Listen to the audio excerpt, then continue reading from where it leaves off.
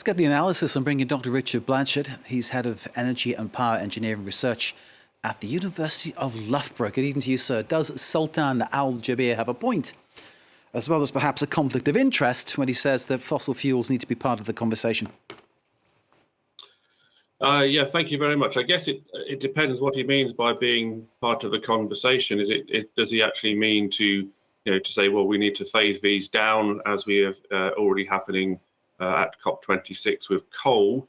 So does he actually mean that, or what does he actually mean by this? Or does he mean, well, it's part of the conversation, but we'll carry on doing what we're doing? And a lot of the sort of issues around having an OPEC pavilion at the event, plus 1,000 oil lobbyists, make it hard to think, well, are we actually going to see becoming a goal to reduce fossil fuels? But I guess we'll just have to wait and see how the negotiations go over the next 2 weeks. Indeed, it's not a good look, even as you pointed out, talking about the number of lobbyists and the very fact that it was exposed that the Sultan had all kinds of briefing notes about oil and gas deals he was going to talk about with various governments.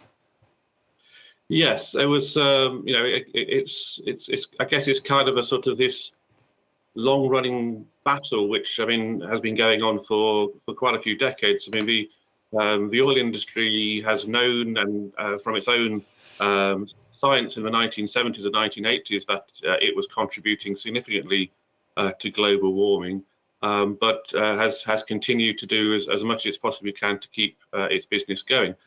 I'm not actually opposed to the use of petrochemicals for making wonderful things which we need, the plastics and other materials and resources which we get from petrochemicals. So I still think, even if fossil fuels are phased down over time, there still will be an industry, a different type of industry, but there will still need to be a petrochemicals industry going forward. So I don't think there should be a sort of perhaps a fear from the fossil fuel industries that they won't have jobs in the future. I think it is important to realise that we rely so much on petrochemicals, and how we need them to actually do good things rather than burn them to produce carbon dioxide. Dr. Blanchard, you anticipated my next question, so let me think of another one pretty quickly and ask you about this fund that's been hatched in order to help the poorer nations. Now, let's remind everybody that's watching, I'm sure they all know, the poorer nations are paying the price for what the richer nations have done over the past century or two.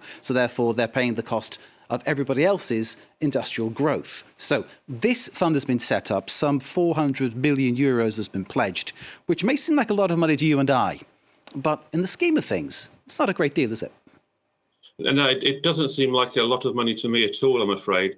We had from COP21 the plan to have a climate fund to be $100 billion per year to help poorer countries to develop their economies with renewable energies and in resilient infrastructure to cope with climate change. That worked quite well. It's never got to the 100 billion per year.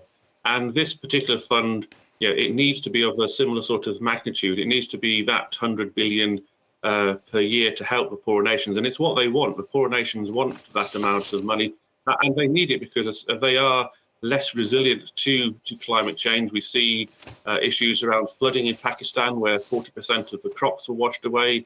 We've had flooding in Uganda recently. We've had droughts.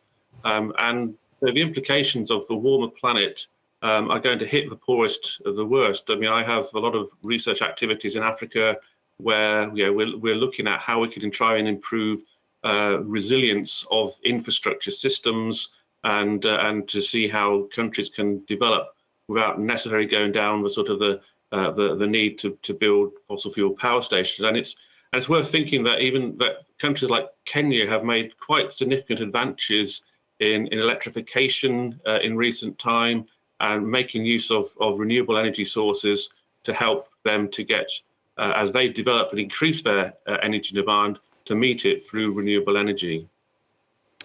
Professor Blanchard, thank you very much indeed for joining us from Loughborough University. We look forward to see what happens next at COP28, and thank you so once again for being with us.